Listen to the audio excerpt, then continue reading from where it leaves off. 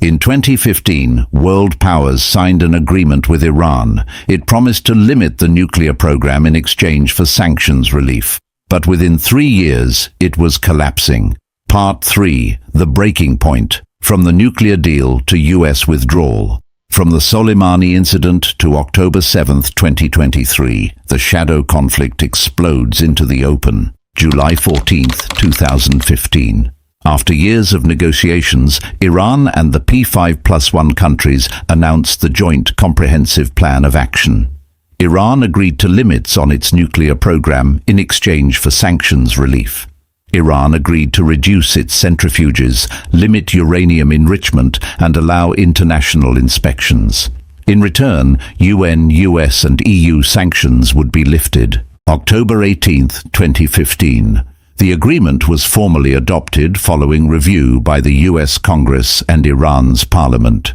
Implementation day was set for early 2016. January 16, 2016, the International Atomic Energy Agency verified Iran had met its commitments. Sanctions were lifted. Iran rejoined the global economy.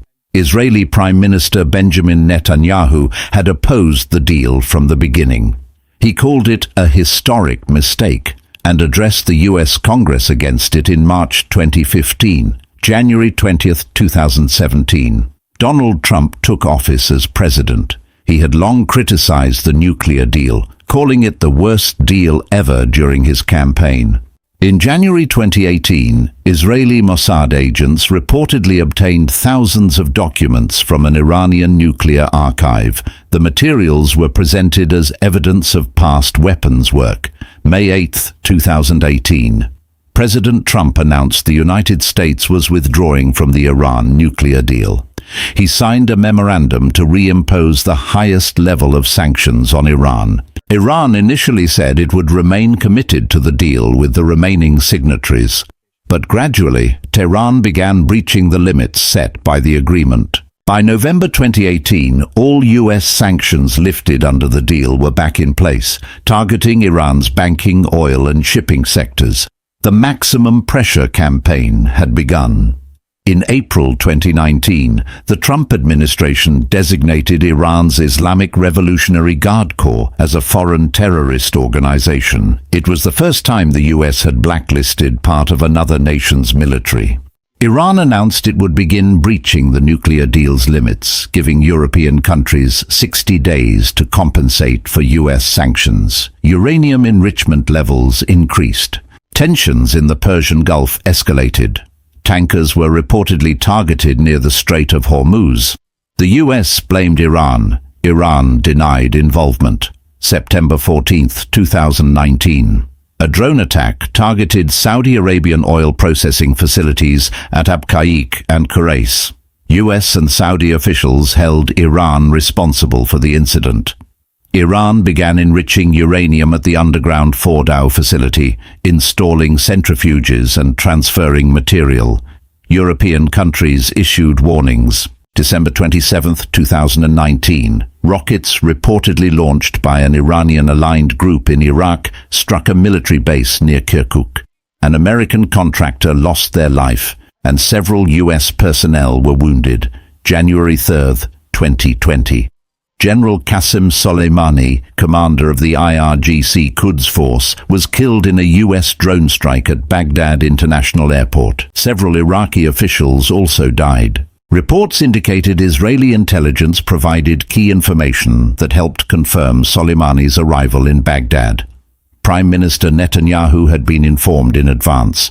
Iran launched ballistic missiles targeting US air bases in Iraq in response. More than 100 US service members suffered brain injuries in the incident. Amid the heightened alert, Iranian forces accidentally struck a Ukrainian passenger plane, Flight 752, killing all 176 people on board. Iranian officials later called it an unforgivable mistake. November 2020, Iran's top nuclear scientist, Mohsen Fakhrizadeh, was killed in an incident outside Tehran. Iran attributed the operation to Israel. January 20, 2021. Joe Biden took office, expressing interest in returning to nuclear diplomacy.